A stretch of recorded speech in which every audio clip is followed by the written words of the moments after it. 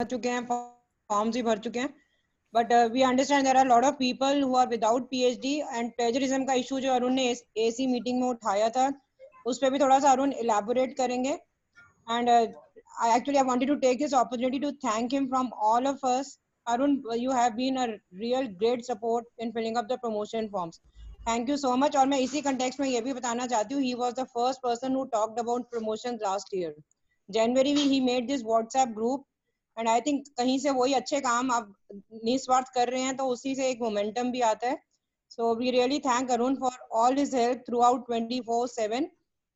And now I will request him to start because queries बहुत आएंगी, लेकिन मैं फिर भी request कर रही हूँ, let us not disturb him in between by sending chat messages. Mute पे तो वैसे ही हैं सारे, बाद में एक एक करके questions ले लेंगे.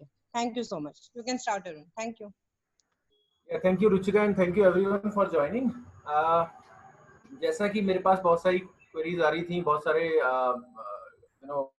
लोगों की मैसेजेस आ रहे थे, फोन कॉल्स आ रहे थे कि भाई कैश 2018 पे तो आपने कर लिया है, कैश 2010 के बारे में क्या है. तो कैश 2010 के बारे में मैं कुछ ऐसी चीजें बताऊंगा जो शायद काफी हेल्पफुल होंगी, जो कि कुछ चीजें हिडन हैं, कुछ चीजें साइलेंट हैं, जो लोगों को शायद जैसे पब्लिक जैसे पीएचडी नहीं है, अगर पीएचडी नहीं है तो एक क्लॉज है कि अगर आप स्टेज 2 में एंटर कर गए हैं on and before the date of notification of these regulations, मतलब कैश 2010 का जब नोटिफाई हुआ है उससे पहले आप अगर एंटर कर गए हैं और आप स्टेज 2 में हैं तो फिर क्या होगा, मतलब उस केस में हम क्या करेंगे. तो उस केस में प्रोराटा कंप्यूटेशंस होती हैं, वो कैसे होती हैं प्रोराटा कंप्यूटेशन पब्लिकेशंस की, तो वो भी हम देखेंगे. और भी कई सारे इश्यूज हैं जिसमें मतलब आप लोग को थोड़ा सा मदद मिलेगी इस चीज में, अपने फॉर्म को भरने में. हम ये भी देखेंगे कि कैश 2010 का जो फॉर्म है वो भरना कैसे है, क्योंकि बहुत सारी प्रॉब्लम्स जो हो रही हैं वो कंप्यूटेशंस में हो जा रही हैं. तो I would like to share my screen.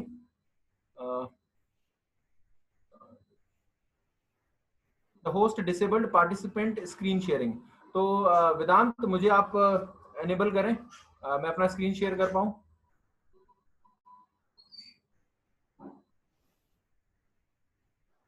पूजा देखो मुझे जरा यहाँ पे मैसेज आ रहा है कि host disabled participant screen sharing, तो I am not able to share my screen.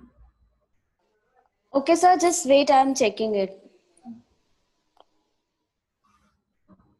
अच्छा, अभी जैसे प्लेजरिज्म की भी बात है तो मैं आपको एक ऐसी चीज बताऊंगा अभी कि शायद ध्यान ना दिया हो, कुछ लोगों को पता भी है इस बारे में, कि अभी जो कैश 2010 में क्या है कि एक्सपर्ट से रिव्यू कराने की बात आई है कि 3 एक्सपर्ट रिव्यू करेंगे उसको. तो ये कहाँ पर एप्लीकेबल है, ये भी हमें देखना है कि कहाँ पे एप्लीकेबल है. ये सब जगह पे सारी प्रमोशंस में सारी स्टेजेस पे एप्लीकेबल नहीं है. तो जो इतना डरने की जरूरत नहीं है, क्योंकि ये डर थोड़ा हमारा ज्यादा बढ़ा जब एसओपीज आई. एसओपी जो 5 नवंबर 2020 को जो नोटिफाई हुए उसमें ये कुछ चीजें लिखी हुई हैं जिससे लेके प्रॉब्लम्स शुरू हुई. तो मैं उसके बारे में भी बात करूंगा चांदनी, लेकिन अभी मैं I am not able to. Sir, I'm just trying, sir. Please wait. Yes, now I think I am. Okay, sir. I hope my screen is visible. Yes, sir, it's visible. Please admit people. ये मेरे को भी दिखा रहा है admit करने के लिए, तो आप अगर Yes, yes, sir, I will do. Don't worry. हाँ, कुछ लोग बाद में भी ज्वाइन करेंगे क्योंकि कुछ लोगों के मैसेजेस आए थे कि वो they will be joining little letter, क्योंकि कुछ लोगों को प्रोफेसरशिप का वाला है तो they will be joining in after 3 or something like that. Okay, no issue, sir. I will handle that. So this is what we are going to discuss today. What are the dates? यार ये बार ना मेरे को ना host ना बनाओ, मुझे host से हटा दो, क्योंकि ना वो मैसेज मेरे ऊपर फ्लैश कर रहा है बार कि ये एडमिट कर रहा है, वो मेरे स्क्रीन को ब्लॉक कर रहा है. तो if you can do that, if you remove me from host ना, then it will be helpful. I don't want any kind of disturbance बीच में आ रही है ना जो ये, मैं तो मेरे को हटा दो जरा, उससे होस्ट से हटा दो मुझे. ठीक है? Okay, sir, I'm just checking. Just 1 second. तो सबसे पहले we like to see कि what are the dates of applicability of scheme of CAS 2010 and its amendment, and what eligibility we need under CAS 2010, what relaxations have been given in CAS 2010 and under UGC regulations 2018, and what is the requirement of number of publications for associate professor without PhD and MPhil, and what is this pro rata adjustment of publications for associate professorship. तो ये कुछ और computations कैसे करनी है ये भी हम देखेंगे, और भी सारी चीजें हैं जो हम देखेंगे. तो the first of all what you need to see is that अभी हमने जो CAS 2010 में हमने देखा, जो अभी जो ये जो SOPs आए थे उसमें भी हमने देखा था कि अलग अलग क्राइटेरिया थोड़ा सा मेंशन किया हुआ है, और जो वो कंफ्यूजन क्रिएट हुआ कि हमारी क्या जो रिलैक्सेशन थी वो क्या खत्म हुई है या नहीं हुई है, उसके बारे में भी मैं बताऊंगा. जो API की रिलैक्सेशन जो जो UGC रेगुलेशन 2018 में दी थी. तो first of all we need to understand that CAS 2010 basically UGC regulations were notified on 30th June 2010. 30th June 2010 को UGC regulations notify हुए थे. उसके बाद जो अमेंडमेंट्स आए, किसी को हम सेकंड अमेंडमेंट बोलते हैं, फिर फोर्थ अमेंडमेंट बोलते हैं. तो बेसिकली ये देखिए कि जो सेकंड अमेंडमेंट और जो फोर्थ अमेंडमेंट जो हम बोल रहे हैं, तो ये सोचने की जरूरत नहीं है कि थर्ड अमेंडमेंट कहाँ गया, फर्स्ट अमेंडमेंट कहाँ गया. एक्चुअली वो UGC रेगुलेशंस 2010 आया था जो 30 जून को आया था. फिर UGC रेगुलेशन जो होते हैं वो अपॉइंटमेंट्स के भी होते हैं, प्रमोट हैं, लीव, स्टडी लीव और सारी इतनी सारी चीजों के होते हैं pertaining to entire higher education service. जितनी भी हमारी जो सर्विसेज हैं, जो कंडीशन सर्विस कंडीशंस हैं, उसके बारे में भी होती हैं वो. तो जो अमेंडमेंट्स आते हैं वो अलग अलग पार्ट में भी आ सकते हैं. किसी PhD के बारे में आया अमेंडमेंट, तो जो प्रमोशन से रिलेटेड जो अमेंडमेंट आए थे, जो API से रिलेटेड जो अमेंडमेंट आए थे, वो सेकंड अमेंडमेंट था जो 13 जून 2013 को आया. और जो फोर्थ अमेंडमेंट था वो अमेंडमेंट CAS में नहीं है, वो अमेंडमेंट बेसिकली UGC रेगुलेशंस में अमेंडमेंट किया in with regard to CAS, career advancement scheme. तो जो सेकंड अमेंडमेंट आया और फिर फोर्थ अमेंडमेंट आया, फोर्थ अमेंडमेंट आया 11 जुलाई 2016 को. तो हमने क्या किया, अब इसको हमने डिवाइड कर दिया. आपको सभी को पता है कि जब ये 30 जून 2010 को ये जो स्कीम आई, कैरियर एडवांसमेंट स्कीम आई UGC रेगुलेशंस 2010 में, तो जो डेट ऑफ एप्लीकेबिलिटी है वो स्कीम की, वो लागू हो गई 1 जनवरी 2009 से, क्योंकि 31 दिसंबर 2008 के बाद हम यूज मतलब दो it was notified on 30th June 2010 but we could apply under CAS 2010 from 1st Jan 2009. मतलब 31 दिसंबर 2008 के बाद, मतलब 1 जनवरी 2009 से लेके 10th जुलाई 2016 तक हम ये जो सेकेंड अमेंडमेंट वाला है ना, ये हम इससे हम अपना प्रमोशन फॉर्म भरेंगे. आई रिपीट वंस अगेन, अब हमने दो पार्ट में डिवाइड कर दिया अपने फॉर्म को. आप देखोगे कि मैंने जो सर्कुलेट भी किए थे फॉर्म्स, आई सर्कुलेटेड 2 फॉर्म्स रिगार्डिंग CAS 2010. एक था बिफोर 11 जुलाई 2016 और एक आफ्टर 11 जुलाई 2016. तो जो बिफोर 11 जुलाई 2016 वाला फॉर्म है वो कब भरना है, वो आपको तब भरना है अगर आपकी प्रमोशन की ड्यू डेट 1 जनवरी 2009 से लेके 10 जुलाई 2016 तक अगर फॉल कर रही है, तो आपके पास ऑप्शन है CAS 2010 भरने की. ऑल्दो जो 30th जून 2010 तक जो लोग उससे पहले जो एलिजिबल हुए हैं, उनके पास ऑप्शन है MPS 98 भरने की भी. लेकिन CAS 2010 जो है वो आप भर सकते हैं अगर आपकी eligibility date is following from 1st January 2009 till 10th July 2016. तो ये जो है, ये लोग जो मतलब इसके बीच में जो आप अगर फॉल कर रहे हैं आपकी एलिजिबिलिटी, तो आप वो वाला फॉर्म भरेंगे जो 11 जुलाई 2016 से पहले वाला है. अगर आपकी जो एलिजिबिलिटी है वो 11 जुलाई 2016 से लेके 17 जुलाई 2018, मतलब 18 जुलाई 2018 को तो हमारे UGC रेगुलेशन 2018 आ गए थे, तो उससे एक दिन पहले तक आप CAS 2010 अगर आप ऑप्ट करना चाह रहे हैं तो वो फॉर्म भरेंगे जो कि अमेंडमेंट वाला है. विच अमेंडमेंट? फोर्थ अमेंडमेंट वाला जो है. तो बेसिकली 2 ही फॉर्म है हमारे पास, और हमारी जो कट ऑफ डेट है वो हो गई हमारी 11 जुलाई 2016. 11 जुलाई 2016 से पहले हम एक CAS 2010 का जो फॉर्म भरेंगे वो सेकेंड अमेंडमेंट वाला भरेंगे, और जो हमारे पास 11 जुलाई 2016 के बाद है हम वो फोर्थ अमेंडमेंट वाला जो भरेंगे. तो 2 फॉर्म्स हम भरेंगे. ये बात हमें क्लियर हो गई. अच्छा, एक जो रीसेंट जो डेवलपमेंट है, मैंने इसके बारे में इस वेबिनार करने से पहले काफी इंफॉर्मेशन कलेक्ट भी की ताकि आपको अपडेटेड इंफॉर्मेशन प्रोवाइड की जा सके. तो अभी तक हमारे को ये जो अंडरस्टैंडिंग थी जो हर जगह पे गोइंग बाय दिस जो यूजीसी रेगुलेशंस में जो लिखा हुआ था कि जो रिलैक्सेशन है एपीआई स्कोर में, कैस 2010 से रिलेटेड जो रिलैक्सेशन दिया था, जो कि कॉलेज टीचर्स के रेस्पेक्ट में 20 था for assessment period for the first promotion, और 50 था फॉर द सेकंड प्रमोशन, और 45 for the promotion of associate professor. तो ये जो रिलैक्सेशन था दैट वाज अप टू 18 जुलाई 2018, ये ऐसा था। लेकिन अब 17 जुलाई 2021 तक आप ऑप्ट कर सकते हैं कैस 2010 की स्कीम, और वो रिलैक्सेशन आप वहां भी ले सकते हैं। लेकिन उस रिलैक्सेशन में भी एक पंगा आया है जो कि एसओपीज में मेंशन किया है।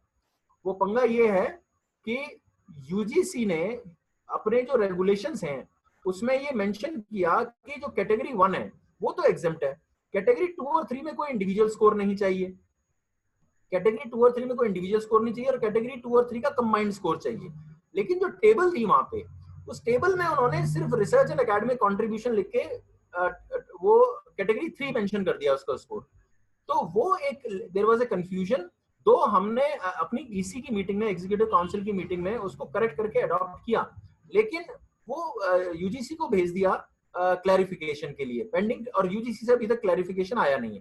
तो इन लोगों ने कहा कि अगर यूजीसी से क्लैरिफिकेशन नहीं आया तो कैस 2010 का जो 4th अमेंडमेंट में जो कैटेगरी 2 और 3 का, सिर्फ कैटेगरी 2, 3 का जो स्कोर दिया हुआ है वो हम अप्लाई करेंगे अगर आपको अभी प्रोसेस कराना है।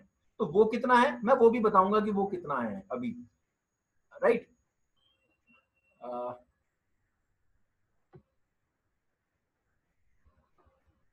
तो अब ये देख लीजिए कि हमारे पास ऑप्शंस क्या क्या अवेलेबल हैं। अगर हमारा प्रमोशन 18 जुलाई 2018 से पहले है तो प्रमोशंस ड्यू ऑन और आफ्टर 18 जुलाई 2018। अगर हमारा प्रमोशन 18 जुलाई 2018 से है तो हमारे पास ऑप्शन है, देखिए बेसिकली 18 जुलाई 2018 के बाद तो कैश 2018 आ गया, लेकिन हमारे पास ऑप्शन है कैश 2010 भी चूज करने की। अब ये मैंने चेंज कर दिया है, देखिए यहाँ पर विद रिलैक्स्ड एपीआई। इसका मतलब हमारे को रिलैक्स एपीआई का बेनिफिट मिल सकता है, प्रोवाइडेड वो यूजीसी से जो हमारे को अगर वो दे दें, जो रिलैक्सेशन हमारे को दी है that we can get benefit. अगर यूजीसी हमारे को वो भेज देती है तो जो रिलैक्स्ड एपीआई है वो मिलेगा हमारे को। लेकिन अभी जो है, अभी वो जो 4th अमेंडमेंट वाला जो कैटेगरी 2 और 3 का कंबाइंड है, उससे हम 17 जुलाई 2021 तक हम हमारी एलिजिबिलिटी बनती है, तो हम कैश 2010 भी ऑप्ट कर सकते हैं। ये उन लोगों को फायदा होगा जिन लोगों की पीएचडी अभी कंप्लीट नहीं हुई है या 17 जुलाई 2021 तक वो उनको नुकसान हो जाता पीएचडी की वजह से। तो they can opt for 17 July 2021। I will also tell you that how you can fill the form in a simplest manner. और अगर हमारे प्रमोशन 18 जुलाई 2018 से पहले है तो बेसिकली 18 जुलाई 2018 से पहले तो कैश 2010 ही लगता है, तो उसमें हमारे को 2010 के अलावा हम 2018 की भी ऑप्शन दे दी पेंडिंग केसेस में चूज करने के लिए। तो आज की डेट में अगर मैं लमसम में बोलूं नटशेल में, तो ये है कि हमारे पास 17 जुलाई 2021 तक हम चाहे 2010 ले लें या 2018 ले लें, तो हमारे पास दोनों ऑप्शंस हैं।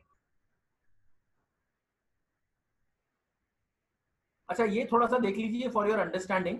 ये मैं बार बार बोलता आया हूँ कि जब हम स्टेज 1 की बात करते हैं, स्टेज 2 की बात करते हैं, स्टेज 3 या स्टेज 4 की, जो स्टेज 1 होती है वो एंट्री लेवल होता है। जब हमारी ज्वाइनिंग होती है, जिसपे ज्वाइन करते हैं, वो स्टेज 1 बोलते हैं। तो वी एंटर दी स्टेज 2। हमारा स्टेज 2 को कंफ्यूज नहीं करना पहले प्रमोशन से। पहला प्रमोशन होगा स्टेज 1 से स्टेज 2 में। तो when we move to stage 2, that is our first promotion.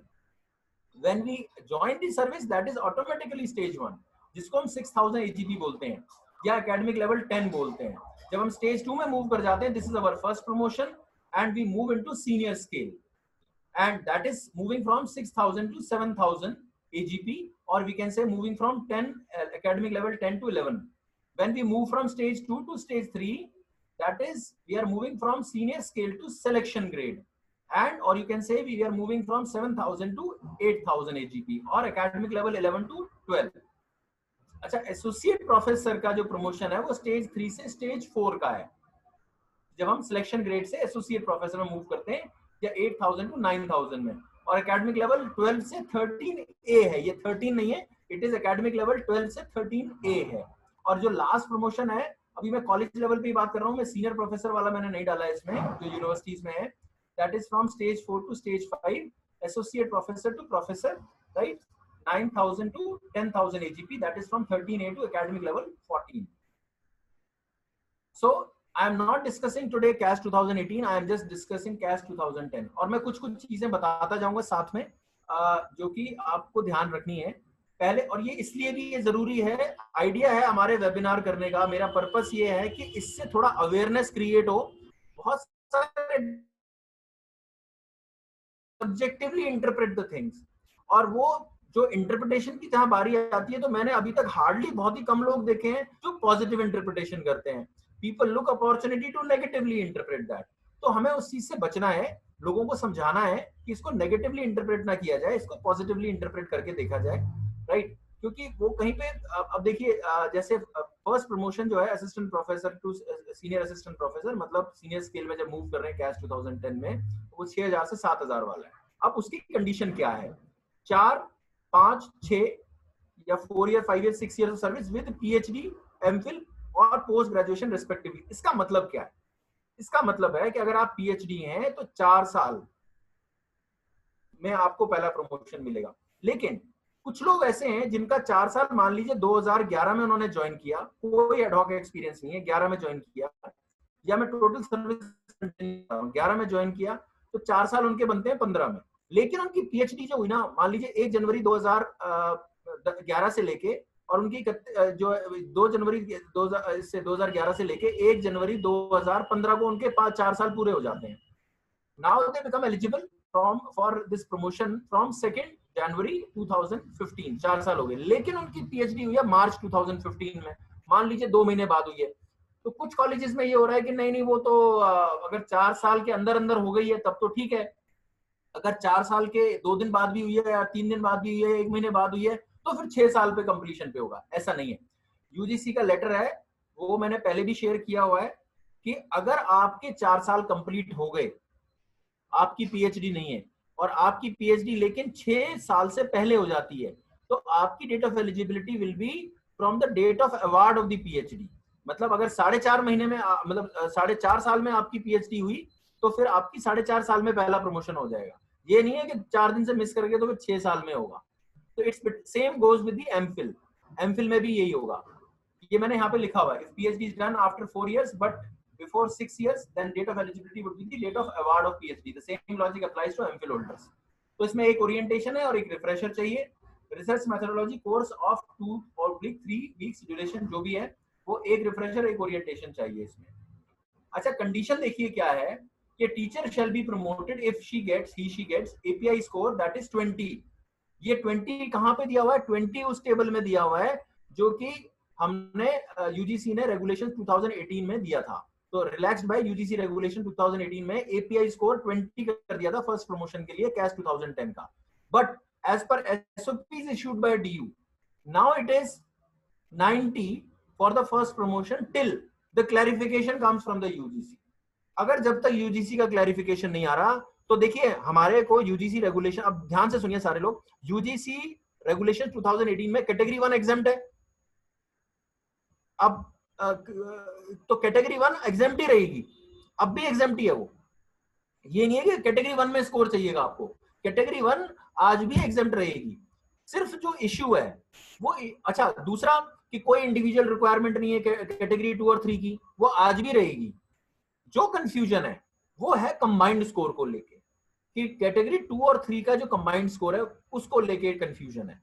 तो उसमें ड्यू ने सेफर साइड लेके, जैसा ये जबकि करना नहीं चाहिए था, but still they are saying कि हम जब तक यूजीसी से क्लैरिफिकेशन नहीं आ जाता इसमें, तो हम आगे कॉलेजेस को ये, अगर आपको प्रमोशन कराने हैं आज की डेट में, तो आप वो कंबाइंड स्कोर जो है वो वाला ले आए। कौन सा वाला? जो 4th अमेंडमेंट में किया। 4th अमेंडमेंट में क्या किया? तो वो 90, 4th अमेंडमेंट में कंबाइंड स्कोर सेकंड और थर्ड कैटेगरी का 90 है पहले प्रमोशन में, दूसरे में 120 है, तीसरे वाले प्रमोशन एसोसिएट वाले में 150 है। तो ये जो कैटेगरी 2 और 3 का जो है, ये वाला जब तक क्लैरिफिकेशन नहीं आता तो ये वाला स्कोर चलेगा। Now this is the second promotion, जो कि सीनियर स्केल से हम सिलेक्शन ग्रेड में जाएंगे। इसमें हमें 5 साल रहना है स्टेज 2 में। तो we have to be in 5 years for 5 years in stage 2 and we need 1 refresher या एफडीपी, जो भी 2 या 3 हफ्ते की जो एफडीपी है वो 2 वीक्स वाली या 3 वीक की एफडीपी है तो वो चलेगी, 1 हफ्ते की अगर है तो 2 चाहिए हमारे को। अच्छा, दूसरा इसमें क्या होगा प्रमोशन क्राइटेरिया, वही एपीआई स्कोर देखिए रिलैक्स जो किया है वो 50 है, लेकिन जो as per SOP issued by DU it is 120। तो वो भी कैटेगरी 2 और 3 में, कैटेगरी 1 में कोई रिक्वायरमेंट नहीं है।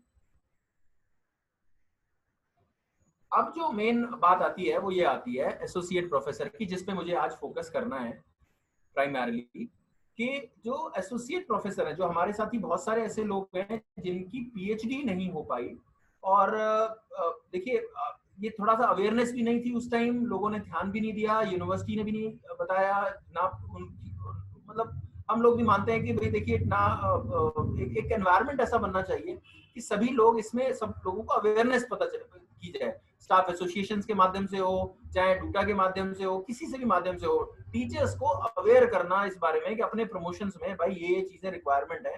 तो ये एक बड़ा जरूरी है, उस टाइम लोगों ने ध्यान नहीं दिया, और मैंने मतलब बड़ा ऐसे ऐसे केसेस हैं कि एक भी पब्लिकेशन नहीं हो पाया। तो आज हम देखेंगे कि क्या ऐसा पॉसिबल है कि किसी की पब्लिकेशन नहीं है और उसका प्रमोशन हो जाए और पीएचडी भी नहीं है, तो विल सी दैट आल्सो। तो प्रमोशन असिस्टेंट, ये एसोसिएट प्रोफेसर की रिक्वायरमेंट है, you need to be 3 years in stage 3, right. Stage 3 का मतलब है आप सिलेक्शन ग्रेड में आपका प्रमोशन हुए 3 साल हो चुके हैं, देन एटलीस्ट 3 पब्लिकेशंस। अब वो पब्लिकेशन क्या होंगे, वो पब्लिकेशन देखिए कैटेगरी 3 में जो ए और बी में जो मेंशन है ना, चाहे वो रिसर्च पेपर्स हैं, चाहे वो चैप्टर्स एंड बुक्स हैं, वो पब्लिकेशन का पार्ट होंगे। कॉन्फ्रेंस प्रोसीडिंग्स के बारे में मैं बताना चाहूंगा। कॉन्फ्रेंस प्रोसीडिंग्स जो हैं, अगर आपकी 11 जुलाई 2016 से पहले कि आपकी एलिजिबिलिटी डेट है और आपके जो पब्लिकेशन है वो कॉन्फ्रेंस प्रोसीडिंग्स में है, तो वो पब्लिकेशन का पार्ट काउंट होगा। लेकिन 11 जुलाई 2016 के बाद जो 4th अमेंडमेंट आया, उसमें कॉन्फ्रेंस प्रोसीडिंग पब्लिकेशन के पार्ट में 3A से हटाया हुआ है, तो वहां पे एक क्वेश्चन मार्क रहेगा। तो ये जो पब्लिकेशन, तो हमें अभी जो बात समझ में आई वो आई कि एटलीस्ट 3 पब्लिकेशन होनी चाहिए। अच्छा, ये पब्लिकेशन 3 पब्लिकेशन कब होनी चाहिए? ये क्या असेसमेंट पीरियड में होनी चाहिए? नहीं, ये in the entire period as assistant professor. Usually हम 12 साल मान के चल रहे हैं। वो कौन से 12 साल हम मान के चल रहे हैं? हम मान के चल रहे हैं 4 साल पहले वाला असिस्टेंट प्रोफेसर का, जो सीनियर स्केल में जो हुआ प्रमोट, फिर उसके बाद 5 साल सिलेक्शन ग्रेड, और फिर अब वो एलिजिबल हुआ है एसोसिएट के लिए, वो 3 साल बाद होता है। तो ये 12 साल में जो असिस्टेंट प्रोफेसर रहा है, तो क्या उसने ये 3 पब्लिकेशन लिए? Was he having or she having 3 publications? अगर वो नहीं थे तो हम क्या, हमारे पास क्या ऑप्शन है? देखिए, in case of college teachers, सिर्फ यूनिवर्सिटी टीचर्स को नहीं, ओनली कॉलेज टीचर्स को एग्जम्पशन है 1 पब्लिकेशन की to MPhil holders, and exemption of 2 publications will be given to PhD holders. तो मतलब अगर आप पीएचडी होल्डर हैं और आपके पास पीएचडी है उस टाइम पे, तो ऑब्वियसली लॉजिक थोड़ा सा कम बनता है, अगर है तो आप सीधा कैश 2018 ही अप्लाई कर लेंगे, आप क्यों पंगे में पड़ेंगे? तो मेन लोगों को तो वो प्रॉब्लम होता है, उसी में होता है ना, कि जब वो कैश 2010 में जब उनकी पीएचडी नहीं है, और तभी वो कैश 2010 में जा रहे हैं, अदरवाइज होगी पीएचडी तो they will go for 18। So here we will see that what need to be done. You can see, but remember, मैंने लास्ट जो स्क्रीन का राइट साइड जो पोर्शन देख रहे हैं आप, वो देख रहे हैं कि but remember for teachers who were in stage 2 on the date of notification of CAS 2010 regulation, the requirement of publications may be adjusted pro rata. So teachers who were in stage 2 on the date of notification, ठीक है, जो stage 2 में थे date of notification के, वो थी 30 जून 2010। उस date को अगर आप स्टेज 2 में थे ऑलरेडी, मतलब उस डेट से पहले आपका प्रमोशन हो चुका है, तो आपकी जो पब्लिकेशन की रिक्वायरमेंट है वो एडजस्टेड होगी pro rata for all those who entered stage 2 after the date of notification of CAS 2010 regulation, the requirement of 3 publications would be applicable. तो ये वाली जो कंडीशन है कि 3 पब्लिकेशन की, ये 30 जून 2010 के बाद लागू होगी अगर आप स्टेज 2 में उस डेट के बाद थे। ये प्रो राटा एडजस्टमेंट जो है ना, ये एक बड़ा सा पेचीदा वो बना हुआ है, बहुत कंफ्यूजन है इसमें, लोगों को पता नहीं है, इवन यूनिवर्सिटी में भी काफी में कंफ्यूजन है इस चीज को लेके। बट मैं आपको आज बताऊंगा कि एडजस्टेड प्रो राटा ये कैसे होगा, ये प्रो राटा कैसे होगा। तो अच्छा, इस एसोसिएट प्रोफेसर के लिए जो हमारे को जो रिलैक्स किया है वो 45 है, लेकिन जो एसओपी अडॉप्ट किया है उसमें 150 है। तो हमने कैटेगरी 1 में कोई मार्क्स स्कोर करने की जरूरत नहीं है, लेकिन कैटेगरी 2 और 3 का कंबाइंड स्कोर 150 होना चाहिए, ठीक है, मिनिमम रिक्वायरमेंट नहीं है। इसका मतलब ये नहीं है कि हमारे को 150 के 150 हमारे को कैटेगरी 3 से लेने, वो दोनों से लेने, मिनिमम कुछ लेना नहीं, 2 और 3 मिला के 150 हो जाए हमारे, अभी जब तक क्लैरिफिकेशन नहीं आ रहा है यूजीसी से, ठीक है। अब हम देखते हैं कि ये प्रोराटा वाला क्या पंगा क्या है, what is this pro rata and how this adjustment can be done. देखिए अगर हम देखें कि इसका लॉजिक क्या है, what is the logic of this pro rata adjustment, this is what you can C, logic of 3 publication. देखिए हमारी 3 स्टेजेस में हमने बांटा है इसको। जब आप स्टेज 1 से स्टेज 2 में एंटर करते हैं तो वो उस पीरियड है, वो जब आपने ज्वाइन किया असिस्टेंट प्रोफेसर स्टेज 1, तो वहां से लेके जब आप प्रमोट हुए स्टेज 2 में, तो वो एक स्टेज है, ठीक है, वहां पे एक पब्लिकेशन चाहिए आपको। जब आप यहां से 2 में गए, जो स्टेज 3 में गए, मतलब सिलेक्शन ग्रेड में आप प्रमोट हुए सीनियर स्केल से, वहां पे एक पब्लिकेशन चाहिए आपको उस पीरियड में। और जब आप एसोसिएट बनने के लिए एलिजिबल हुए, जिस डेट को बनेंगे उससे पहले आपको फिर एक पब्लिकेशन चाहिए। तो ये जो 3 पब्लिकेशन का जो लॉजिक है, वो 3 पब्लिकेशन का जो लॉजिक है ये है कि आप हर एक प्रमोशन की जो वो पीरियड है उसमें 3 पब्लिकेशंस होनी चाहिए, ठीक है। मतलब आप जिस डेट को एलिजिबल हो रहे हैं तो वहां पे पब्लिकेशन होनी चाहिए। ये डेट जो आप एरो देख पा रहे हैं, तो इस डेट से पहले जब आप प्रमोशन एसोसिएट हो रहे हैं, ये पब्लिकेशन, ये पब्लिकेशन, ये पब्लिकेशन, 3 पब्लिकेशन होनी चाहिए, ठीक है जी। मतलब जो आपका लैग पीरियड है ना बीच में, वो ये 4 साल हो सकता है, 5 साल हो सकता है, और 6 साल हो सकता है। मतलब पहला प्रमोशन आपको 4, 5 या 6 साल में मिले, उस पीरियड में 1 publication you need to have. 5 दूसरा प्रमोशन आपका मिलेगा 5 साल में, उसमें फिर एक आपको होना चाहिए पब्लिकेशन, और ये जो है ये एक पब्लिकेशन होना चाहिए यहाँ पे 3 साल के पीरियड में। तो ये आप देख पा रहे हैं, अगर ये पूरा 12 साल का पीरियड है, ये शायद ब्लू,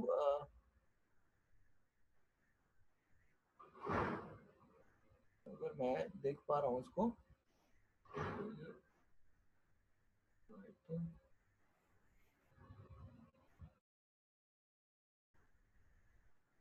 शायद ये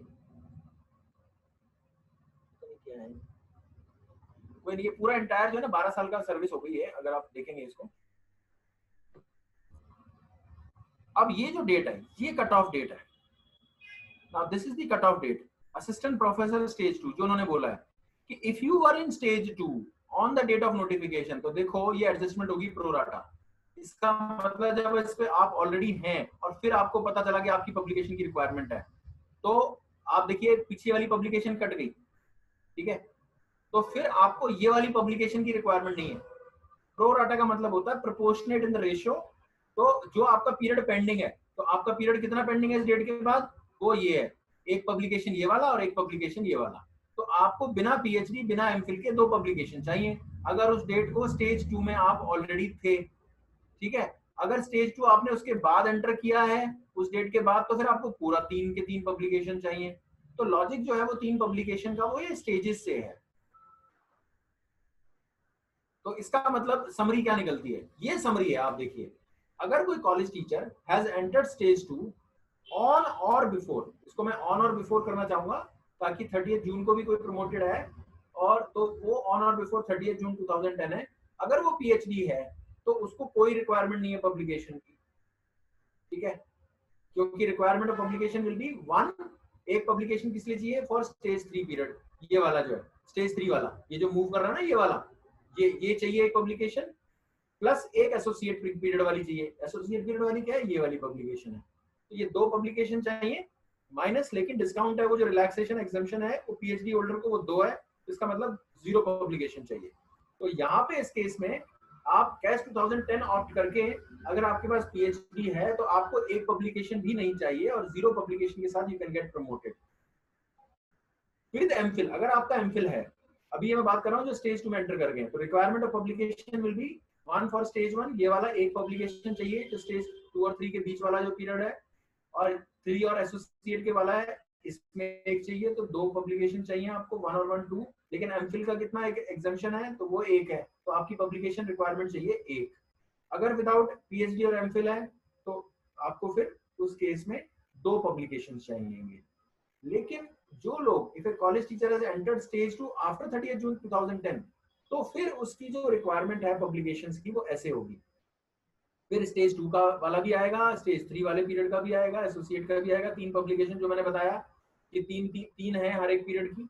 और जो है आपको पीएचडी का डिस्काउंट मिलेगा, एग्जेम्पशन मिलेगा 2 का, तो वो एक रिक्वायरमेंट है। जब आप एमफिल अगर होल्डर हैं और आप उसके बाद क्या कहते हैं स्टेज 2 में एंटर कर रहे हैं, तो आपको 2 पब्लिकेशन चाहिए। You will get an exemption of only MPhil and it will be 2, and without PhD, without MPhil, it becomes 3. So this is what pro rata adjustment is. जो बहुत सारे लोगों की क्वेरीज थी कि प्रो राटा एडजस्टमेंट क्या है, वो ये प्रोपोर्शनेट एडजस्टमेंट है। ठीक है, अब कुछ लोगों का डाउट ये हो सकता है कि भाई वो लोगों का क्या जो स्टेज 3 में, जो स्टेज 3 भी एंटर कर गए 30 जून 2010 से पहले, स्टेज 3 भी एंटर कर गए, तो कायदे से तो देखिए उन लोगों को 2 की एग्जम्पशन मिल जानी चाहिए। और अगर वो एमफिल ही है तो बिना पीएचडी के एक एमफिल का डिस्काउंट लेके 0 पे हो जाना चाहिए। लेकिन फिर वही बात आती है कि वहां पे लिखा हुआ है इन्होंने those who are on stage 2 on this date, तो स्टेज 3 की बात नहीं कर रहा है वो। तो then again there will be a problem and people will not interpret in the positive manner.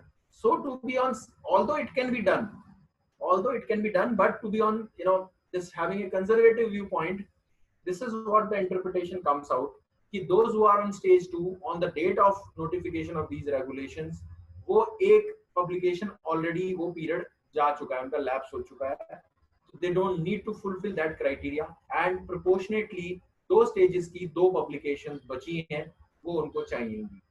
So this is pro rata clause.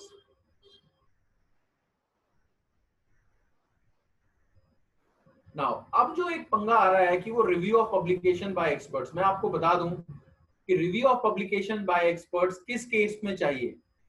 बहुत लोगों को एक प्रोफेसर जो एलिजिबल है प्रोफेसर्स, उनके लिए भी मैं बता दूं कि अगर आप देखिए कैस 2010 में तो आप प्रोफेसर के लिए अप्लाई नहीं कर सकते कॉलेजेस में। क्यों नहीं कर सकते? स्टिल कुछ लोगों ने वो अप्लाई किया हुआ है, but still I will like to again make this clear, आपका कोई नुकसान ना हो, आप उसको करेक्ट कर सकें, आपके पास टाइम है। ये है कि कॉलेज एक सैंक्शन पोस्ट होती है। सैंक्शन मतलब होता है हमारे किसी भी कॉलेज में एसोसिएट प्रोफेसर की सैंक्शन पोस्ट है। कैस 2010 में ये क्लॉज था कि आप एसोसिएट, आप to get promoted to professor for 10% of the sanction post, 10% sanction post का वो कैपेसिटी के 10%, जितने भी एसोसिएट प्रोफेसर हैं उनके 10% प्रोफेसर बन सकते हैं। बट डिपार्टमेंट्स में कुछ पोस्ट एसोसिएट प्रोफेसर की भी सैंक्शन होती हैं, तो उसमें आप देखेंगे डायरेक्टली एसोसिएट प्रोफेसर दिए जाते हैं। तो ये इसी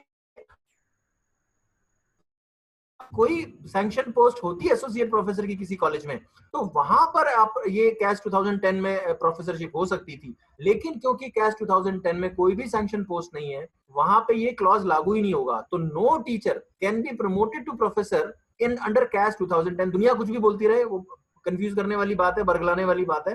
कैस 2010 में एसोसिएट प्रोफेसर पेपर पे है बस ये कहने को कि भाई कैस 2010 में क्या प्रोफेसरशिप है, हाँ जी है। लेकिन अगर आप उसको टेक्निकलिटी देखेंगे तो कॉलेजेस में ये प्रॉब्लम है, क्योंकि सैंक्शन पोस्ट नहीं है एसोसिएट प्रोफेसर की, तो उन लोगों को क्या करना चाहिए? दे शुड अप्लाई अंडर कैस 2018। लेकिन प्रॉब्लम उनकी ये है कि वो कैस 2018 में जब अप्लाई करेंगे तो उनकी एलिजिबिलिटी डेट 18 जुलाई 2018 या उसके बाद बनेगी, और वो उससे पीछे का 3 साल का असेसमेंट पीरियड ले सकते हैं। अब जो इंटरेस्टिंग बात ये है कि रिव्यू ऑफ पब्लिकेशन जो मैं बता रहा हूं, ये review of publication of expert सिर्फ 2 केसेस में है। कॉलेज टीचर्स के लिए मैं बात करूं तो सिर्फ एक ही केस में है। ये बड़ा सरप्राइजिंग लगेगा क्योंकि मैं यूनिवर्सिटी टीचर्स की बात नहीं कर रहा हूं, अभी मैं सिर्फ कॉलेज टीचर्स की बात कर रहा हूं। यूनिवर्सिटी टीचर्स के केस में कैस 2018 में जो आपके एसोसिएट प्रोफेसर से जो प्रोफेसर से सीनियर प्रोफेसर जाएंगे उनके लिए, इसका मतलब कहां पे रिक्वायरमेंट है रिव्यू ऑफ पब्लिकेशन की। अगर आप कैस 2010 ऑप्ट कर रहे हैं, तो review of publication would be done in case of associate professor, those who are becoming eligible for associate professor. Argument उनकी ये है कि पीएचडी नहीं, जो एलिजिबिलिटी जहाँ पे कंडीशन है कि पब्लिकेशन ये 3 होनी चाहिए, अगर उसकी 3 पीएचडी एमफिल नहीं है तो हम 3 को रिव्यू कराएंगे, ठीक है। अगर आपकी 2 पब्लिकेशन है, जो रिक्वायरमेंट पहले थी, जबकि एसओपी में 3 ही पब्लिकेशन लिखा हुआ है हर जगह, ऐसा नहीं है। अगर आपकी जो एलिजिबिलिटी बन रही है, अगर आपको 2 पब्लिकेशन चाहिए तो फिर 2 रिव्यू के लिए जाएंगी, अगर एक बन रही है तो 1 रिव्यू के लिए जाएगी। लेकिन आप एसोसिएट प्रोफेसर अगर आप 2018 में ऑप्ट करते हैं तो वहां पर आपको इस तरह की रिव्यू ऑफ पब्लिकेशंस की जरूरत नहीं है, क्योंकि वहां पर रिक्वायरमेंट नहीं है पब्लिकेशन की एट ऑल। लेकिन कैस 2018 में प्रोफेसर्स के लिए भी, थोड़ा सा ध्यान से सुनिएगा, कैस 2018 में जो लोग प्रोफेसरशिप के लिए अप्लाई करना चाह रहे हैं उनके लिए पब्लिकेशन की रिक्वायरमेंट तो है कि 10 पब्लिकेशन चाहिए और 3 चाहिए लास्ट 3 असेसमेंट ईयर्स में, लेकिन ये रिव्यू ऑफ पब्लिकेशंस वाला नहीं है, रिव्यू ऑफ पब्लिकेशंस वाला नहीं है जो एक्सपर्ट्स वाला है। ऐसा क्यों? आप एसओपीज देख लीजिए, उन्होंने ये जो रिव्यू ऑफ पब्लिकेशन वाला है कैस 2018 में सिर्फ सीनियर जो प्रोफेसर से सीनियर प्रोफेसर के लिए रखा हुआ है। तो इसका मतलब सीनियर प्रोफेसर से सीनियर प्रोफेसर को रिव्यू ऑफ पब्लिकेशन चाहिए, और कैस 2010 में जो एसोसिएट बनना चाहते हैं उनके लिए रिव्यू ऑफ पब्लिकेशन की जरूरत है। इसका मतलब कैस 2018 में जो प्रोफेसर बनना चाहते हैं उनके लिए भी रिव्यू ऑफ पब्लिकेशन की जरूरत नहीं है 3 एक्सपर्ट से। अब एपीआई कैलकुलेशन की जब बारी आती है तो मैं आपको एक बता दूं कि बहुत लोगों की स्टडी लीव और एक्स्ट्रापोलेशन जो लगा कि 2018 में तो एक्स्ट्रापोलेशन है, लेकिन 5 सितंबर 2018 को यूजीसी ने एक लेटर ये जारी किया था, पब्लिक नोटिस था, जिसमें उन्होंने बोला कि extrapolation clause would be applying to even CAS 2010।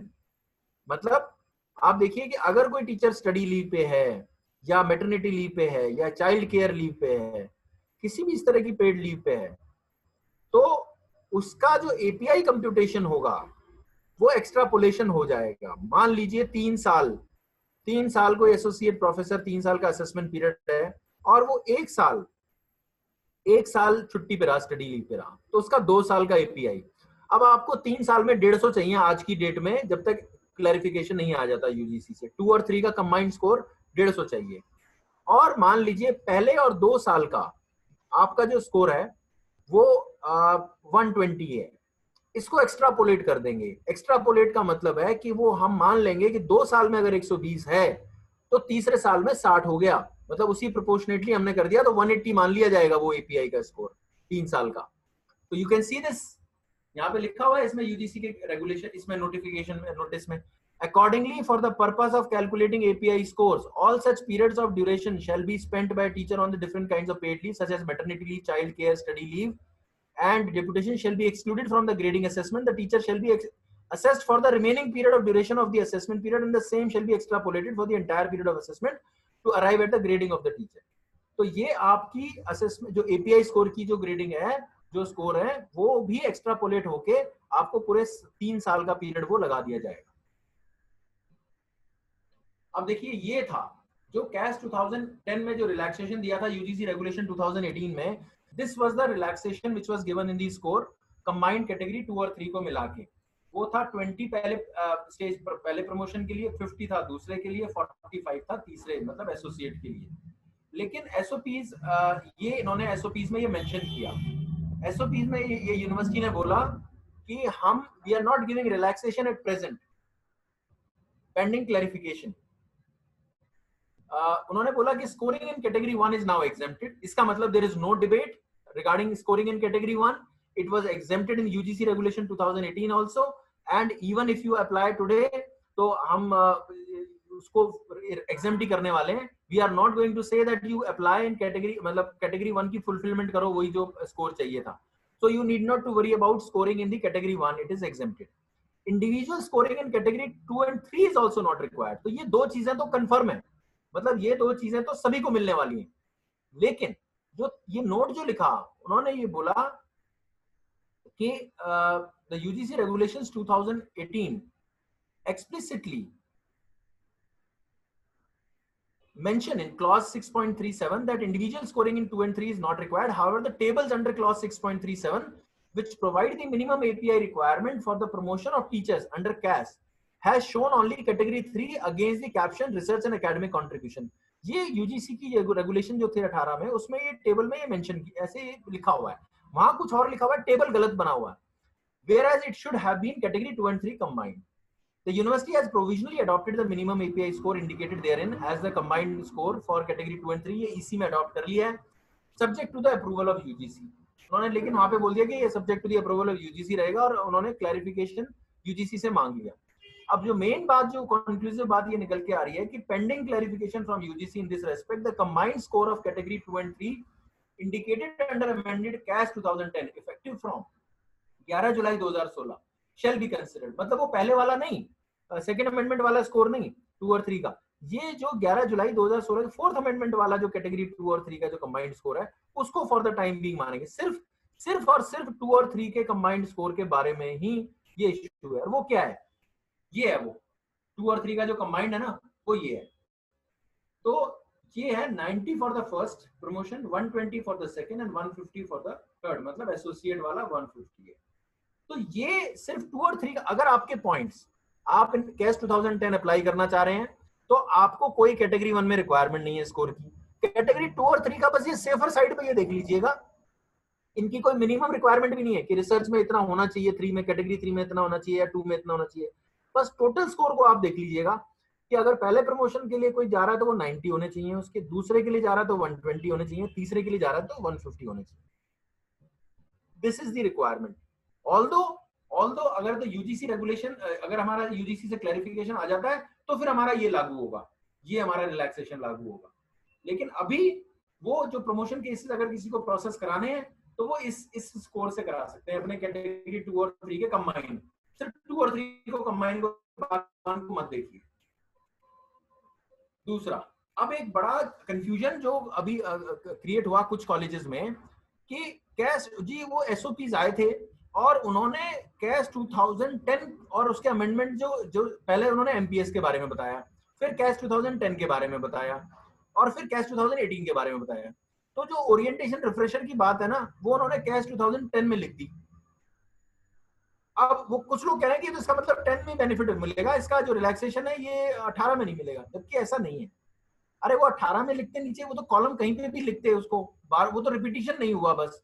अब वो ठीक है, वो रिपीटिशन नहीं किया, लेकिन आप उसकी बात को तो समझिए वो क्या बोल रहा है. वो कह रहा था requirement of orientation course and refresher course for promotion due under the CAS career advancement scheme. ये यहाँ पे 2010 नहीं लिख रहा ना 2018 लिख रहा है. कैस जो है इसका मतलब है कि कोई भी कैस, चाहे वो 10 का हो या 18 का हो या कैस 2010 हो, कोई भी हो, जो भी कैरियर एडवांसमेंट की स्कीम है उसमें आपको अगर रिफ्रेशर और ओरिएंटेशन चाहिए, they shall not be mandatory up to 31 December 2018. जब मैंने पहले भी, जब सबसे पहले वेबिनार किया था, तब मैंने कहा था कि ये एग्जेम्पशन नहीं है, ये इसका मतलब एक्सटेंशन है एक तरह से. तो this is what you need to understand this thing कि हमें 31 दिसंबर 2018 से पहले जो प्रमोशंस हमारे ड्यू हैं, चाहे हम कैस 2010 ऑप्ट कर रहे हैं या हम कैस 2018 कर रहे हैं, अब you go by the spirit of that. वो ये कहता है कि हम ये तो डिस्टिंक्शन खत्म कर रहे हैं हम, कि आप देखोगे स्टडी लीव वाला भी है तो वो कैस 2010 में भी हम एक्स्ट्रापोलेशन के लिए बोल रहे हैं, अगर हमने 18 में एक्स्ट्रापोलेशन के लिए लिया. तो ऐसा कुछ नहीं है कि उसमें बस एक पीएचडी वाला जो है वो मेजर डिफरेंस है 10 और 18 में जो है पब्लिकेशंस का लेके. तो ये कहता है accordingly the training programmes as indicated above shall not be mandatory, however this does not imply exemption. Therefore, the promotion of the candidates may be considered. However, the candidates would be required to complete the requisite training programs before 17 July 2021. अब जो नई बात वो निकल के आई है, वो ये आई है कि कुछ लोग they are saying कि भाई ये उन्हीं लोगों के लिए है जिनका प्रमोशन 31 दिसंबर 2018 से पहले ड्यू था. अगर किसी का प्रमोशन 31 दिसंबर 2018 के बाद है, मान लो 19 में, तो भाई उसको एग्जेम्पशन नहीं मिलेगी, उसको एक्सटेंशन नहीं मिलेगी, उसको तो असेसमेंट पीरियड में ही करना है. देखिए, if you go by the larger logic, वो सबको एक तरह से बोल दिया कि आप 17 जुलाई 2021 तक करके दे दो. आप ये सोचो कि 18 वाले को तो 17 जुलाई 2021 तक करके दे रहा है, जो 19 में जिसका ड्यू है उसको नहीं बोलेगा कि 2021 तक करके दे दो. तो basically it is for everyone कि आप 17 जुलाई 2021 तक आप करके दे दीजिए अपने आपके जो भी कोई रिफ्रेशर ओरिएंटेशन जो भी है. पहले भी जो सिलेक्शन कमेटी या स्क्रीनिंग कमिटीज होती थी वो दे दिया करती थी, वो अपने से कहीं 6 महीने का पीरियड दे दिया करती थी, एमपीएस 98 में वो दे दिया करती थी कि आप 6 महीने में करके दे दो। यहाँ पे इन्होंने बता दिया कि भाई ठीक है, क्योंकि बहुत सारे पेंडिंग केसेस हो गए हैं और ये आपको ऑप्शन दे दी 17 जुलाई 2021 तक। आप एक बात सोचिए, जब यूजीसी रेगुलेशन 17 जुलाई 2021 तक आपको ऑप्शन एक्सरसाइज करने की दे रहा है, तो आपको इतनी फ्लेक्सिबिलिटी नहीं देगा कि आपको, जब तक आप डिसाइड ही नहीं कर पाए, 17 जुलाई को आपने डिसाइड किया कि मैं 18 भरूंगा या 10 भरूंगा, तो आप रिफ्रेशर कोर्सेज भी तो जब भी आप डिसाइड, मतलब जब तक आपको चाहिए उतना पीरियड तो एक्सटेंड करना पड़ेगा ना। तो ये this is a very common sense which goes along with that. तो इट मींस दैट चाहे वो 31 दिसंबर 2018 से पहले प्रमोशन ड्यू है या उसका 17 जुलाई 2021 तक ड्यू है, भाई जब तक आप अपनी रिक्वायरमेंट पूरी कर लीजिए रिफ्रेशर और ओरिएंटेशन की। अब आते हैं हम कंप्यूटेशन ऑफ एपीआई स्कोर।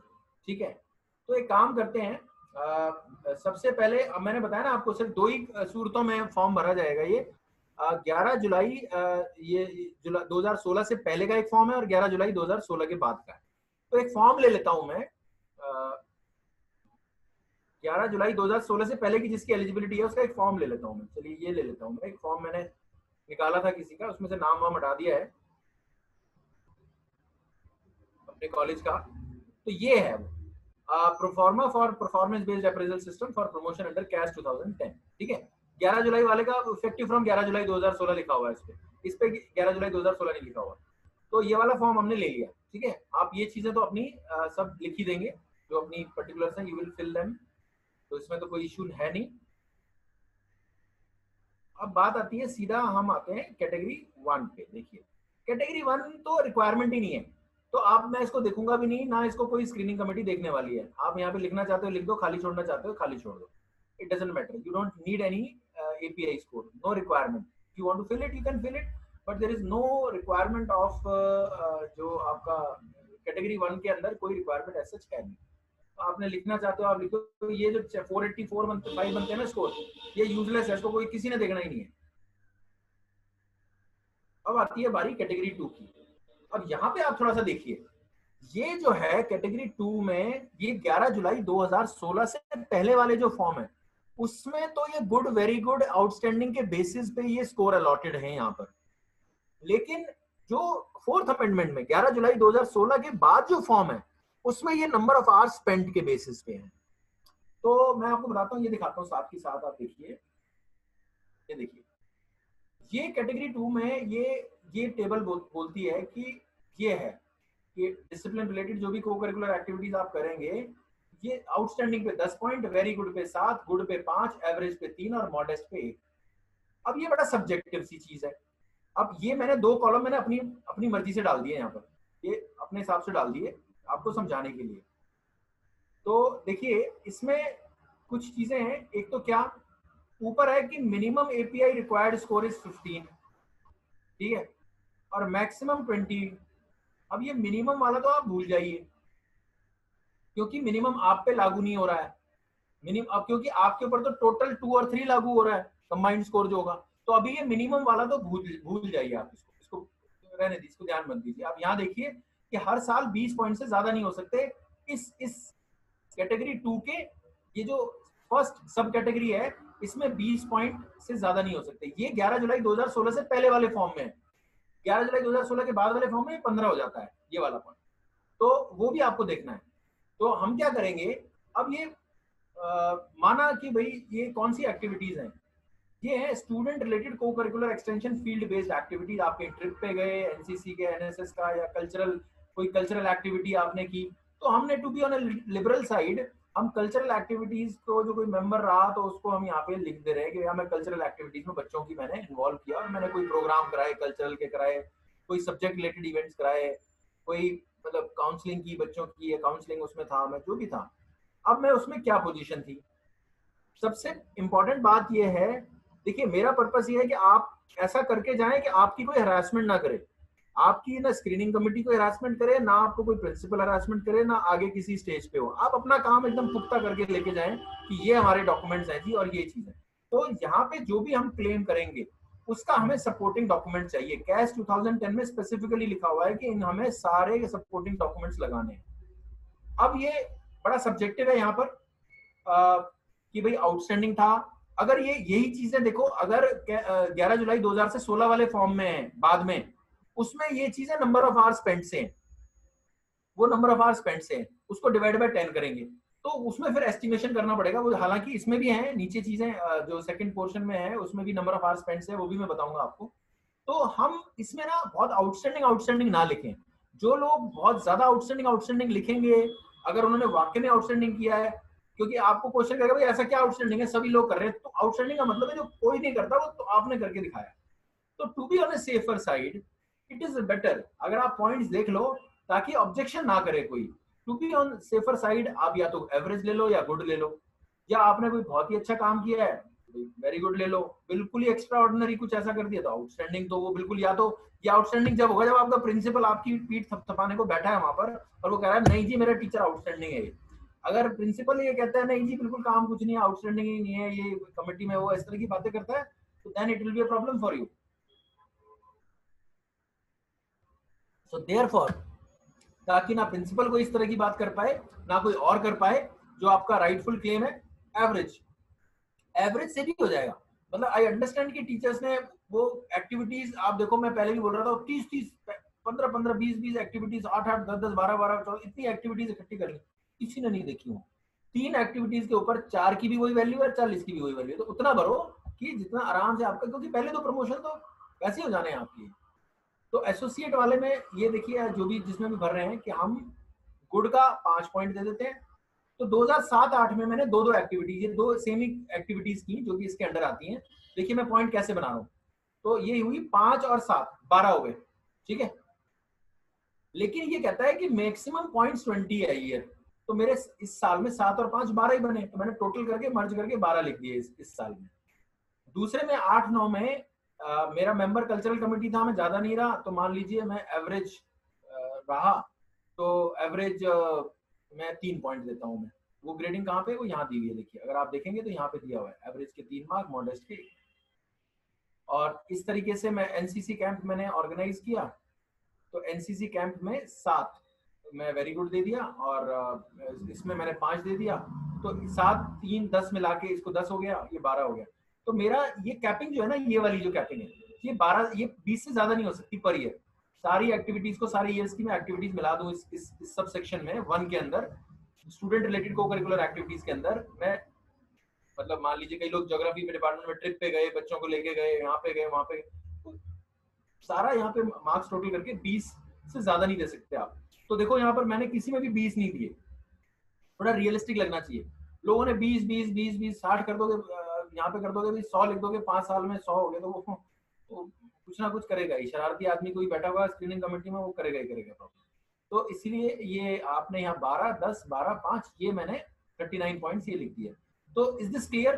पहले कैटेगरी 2 में फर्स्ट सेक्शन में जहाँ पे स्टूडेंट रिलेटेड को करिकुलर एक्टिविटीज हैं, 11 जुलाई 2016 से पहले वाले में इस तरह से लिखना है, गुड वेरी गुड ये वाला लिखना है, इसके बेसिस पे मार्क्स देने हैं। 11 जुलाई 2016 के बाद वाले में आपको नंबर ऑफ आवर्स स्पेंट पे, तो वो थोड़ा सा एस्टिमेशन करना पड़ेगा कि भाई आपने कितने घंटे दिए हैं और उसको डिवाइड बाय 10 करना पड़ेगा। वो यहाँ पे मैं करता हूँ क्योंकि इसमें ये दिया हुआ है। जो सेकंड वाला है 11 जुलाई 2016 से पहले वाले में, कैटेगरी 2 के सेकंड सब कैटेगरी में, उसमें नंबर ऑफ आवर्स स्पेंट है। तो ये मैंने 2 कॉलम डाल लिए, आप भी डाल दोगे तो ज्यादा राशनल इसका दिखेगा कि आपने कैसे कंप्यूट किया है, नहीं तो वहां पर भी क्वेश्चन कर सकता है कोई। आप ये देखिए कि 2007-8 में कन्वीनर रहा मैं अटेंडेंस कमेटी का। अटेंडेंस कमेटी का अगर मैं कन्वीनर रहा तो मैंने काम कितना किया होगा, या मैं इसको एक काम करता हूँ, I will just make it कि